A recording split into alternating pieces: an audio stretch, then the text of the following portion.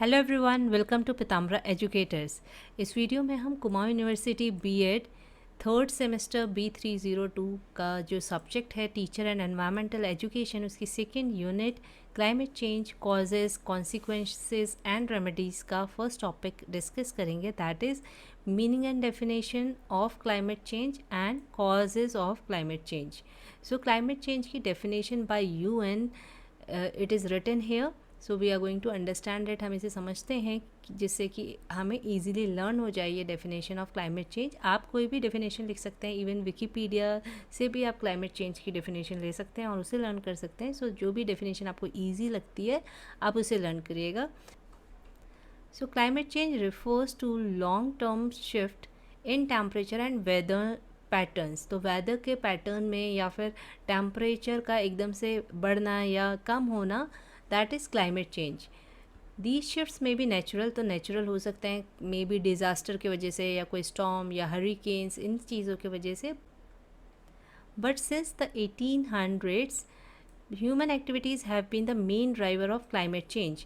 So natural जो भी चीज़ें हैं उनके नेचुरल फैक्टर्स की वजह से भी ये शिफ्ट हो सकता है टेम्परेचर में या वेदर कंडीशंस में। बट मेनली जो है, अगर हम 1800s में देखें तो ह्यूमन एक्टिविटीज़ इतनी ज़्यादा बढ़ गई कि उसके वजह से ही जो प्राइमरी रीज़न है वो ही क्लाइमेट चेंज का जो प्राइमरी रीज़न है वो ह्यूमन एक्टिविटीज़ ही हैं।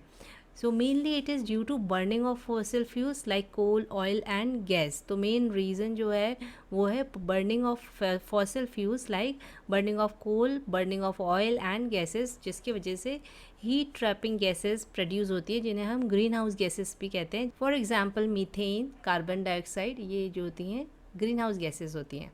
Climate is the average weather in a place over many years. तो बहुत टाइम से जो भी एवरेज वेदर है, जितना भी टेम्परेचर रहता है उस प्लेस का, जितनी रेन होती है, उसको हम क्या कहेंगे, उन सब चीज़ों को मिला के climate is defined.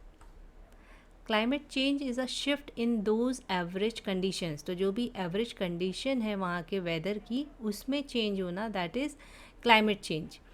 The rapid climate change we are now seeing is caused by humans using oil, gas and coals for their homes. So mainly जो भी climate change हो रहा है वो किसके वजह से हो रहा है? फॉसिल फ्यूल के बर्निंग के वजह से, oil, gas, coal, for factories, for homes and for transportation. Now causes of climate change, there are two causes, mainly two types of causes are there. One is natural cause and next is man made cause. So natural cause में क्या क्या चीज़ें आती हैं, जो भी natural factors है जिनकी वजह से climate change हो रहा है. So first one is changes in solar radiation. So solar radiation क्या करती है, हमारे अर्थ के टेम्परेचर को बढ़ाती है, अर्थ को हीट अप करती है। तो अगर ओबियसली सोलर रेडिएशन में चेंजेस होंगे, ज़्यादा सोलर रेडिएशन होंगी, तो क्या होगा, टेम्परेचर में इंक्रीज़ होगा। तो अर्थ का टेम्परेचर जो है वो सोलर रेडिएशन पे भी डिपेंड करता है। तो ये एक नेचुरल फैक्टर है। Next is green house gases. So green house कैसे नेचुरल फैक्टर है in the climate change. Green house gas क्या करती है, जो भी अर्थ का जो भी हीट होती है उसे ट्रैप कर देती है अर्थ के एटमॉस्फेयर में ही, जिससे कि क्या होता है, ओजोन लेयर भी थिन होने लग जाती है, पतली होने लग जाती है। तो उसकी वजह से क्या होगा, सोलर रेडिएशन ज़्यादा पहुँचेंगी, ज़्यादा हीट होगी, ज़्यादा टेम्परेचर बढ़ेगा। सो इसके वजह से क्या होगा, there will be a shift in there will be a climate change. Next is drastic weather change. Climate change can also occur through drastic weather change, like disasters like hurricanes or flood can cause significant damage to the surrounding environment. तो जो ये disasters होते हैं, चाहे वो hurricane हो, कोई flood हो, कोई storm हो, उनके वजह से भी क्या होता है, surrounding environment पे affect पड़ता है और उससे क्या होता है, climate change होता है। So there are three these natural factors जो कि क्या करते हैं, क्लाइमेट चेंज में कंट्रीब्यूट करते हैं। Next is man made cause of climate change. First is industrialisation. Increased development has led to greater production and allocation of energy which release greenhouse gases into the atmosphere. So obviously industries में क्या होता है, burning of fossil fuels होता है, जिसकी वजह से क्या होता है, ग्रीन हाउस गैसेस एमिट होती हैं और इस वजह से क्या होगा, टेम्परेचर इंक्रीज़ होगा जो कि क्लाइमेट को अफेक्ट करता है। Inconsistence emission controls.